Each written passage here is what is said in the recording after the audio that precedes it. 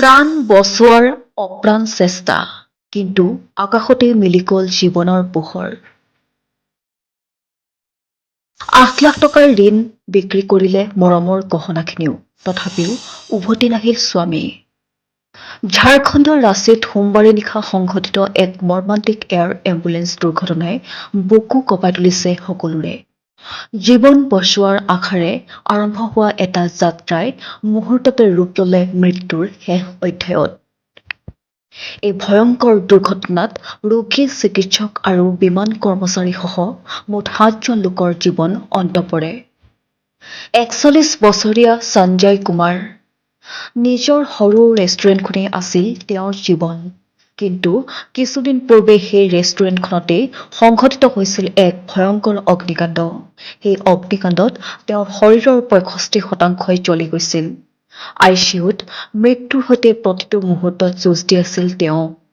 চিকিৎসকে কৈছিল, উন্নত চিকিৎসাৰ বাবে দিল্লীলৈ নিব লাগিব সঞ্জয়ক। সেই কথা শুনি পত্নীয়ে ল'লে এক কঠিন সিদ্ধান্ত।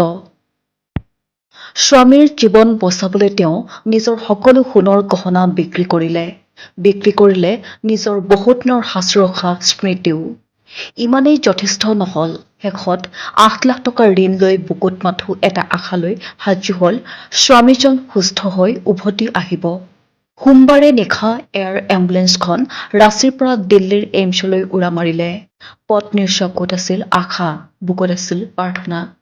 কিন্তু উৰণৰ কিছু সময় পিছতে সকলো শেষ হৈ গ'ল। যান্ত্ৰিক বিজুতি, লগতে প্ৰচণ্ড ধুমুহা, বৰষুণ আৰু বজ্ৰপাত। আকাশতে যেন নামি আহিল মৃত্যুৰ ছাঁ। চতৰা অঞ্চলৰ ঘন অৰণ্যত ভাঙি পৰে বিমানখন। মুহূৰ্ততে মিলি যায় ৭টা জীৱনৰ পোহৰ।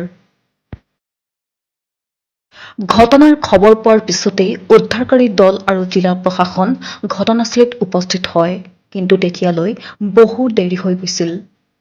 যিজন স্বামীক বচাবলৈ পত্নীয়ে সকলো বিক্ৰী কৰিছিল, আজি আৰু তেওঁ উভতি নাহে। আজি সকলো পৰিণত হ'ল মাথো নীৰৱ বেদনাত।